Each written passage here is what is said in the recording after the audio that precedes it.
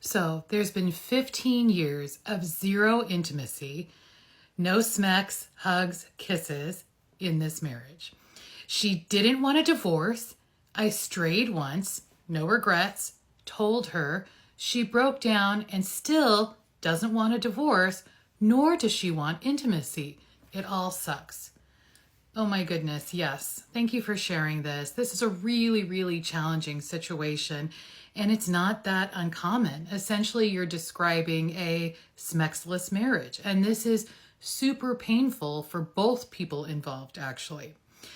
There are two guiding ideas that I think about when I'm thinking about a smexless situation, relationship, marriage. One is that no one owes anybody else smecks. Just because you're married or committed or in a long-term partnership, you do not owe somebody smecks. It's not a right. It's not an obligation. The second thing is that no one should control someone else's smexuality, right? So one partner shouldn't be able to say to the other person, because I've decided that I don't want to have smecks anymore, therefore you shall have no smecks anymore. That doesn't seem right or fair to me. I really, really sympathize with the partner who doesn't want to have smecks anymore. You know, many people experience trauma, disease, illness, some kind of changing hormones, right? Like as a menopausal woman, I can really relate to this. And people stop wanting or craving smexuality. But does that give us the right to tell our partner, yep, no more for you. Store's closed. Sorry, done. I don't think so. And I'm being a little silly and sort of flippant right now, but sincerely, I think none of us has the right to determine that for somebody else. So I'd really encourage you guys to talk about this. And likely you already have, but try to talk about it again and express sympathy for your partner's, and compassion for your partner's position, but also advocate for yourself. And say, I want to be honest with you. I don't want to be deceptive with you. I don't want to lie to you. I want to think of you as my life partner. And that means we have to be partners in coming up with a different solution to this problem. I don't want you to be forced into doing something you don't want to do, because that really wouldn't work for me anyways.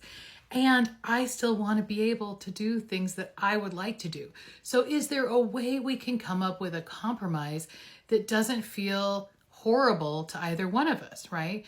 Maybe it could be that, one of you decides they will join a swingers club and engage in something like that. There might be several compromises, and there might not be. If one partner says, yeah, none of that is okay with me, I don't want to have smecks and I don't want you to either, then I think the appropriate thing for the person who does still want to have smecks is to say, I understand, I hear you, I respect that, but I can't stay in that kind of a relationship that is really unhealthy for me.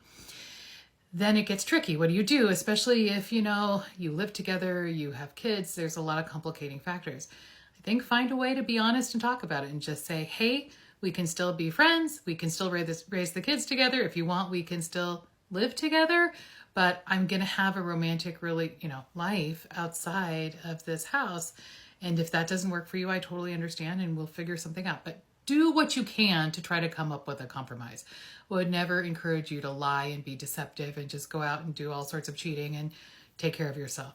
Do what you can to compromise. All right, let me know what you think about this. And if any of you have been in this situation or are in this situation, chime in because I want to hear from you. And I'm going to tag a couple colleagues who I think might want to weigh in too. Okay, hope that helps.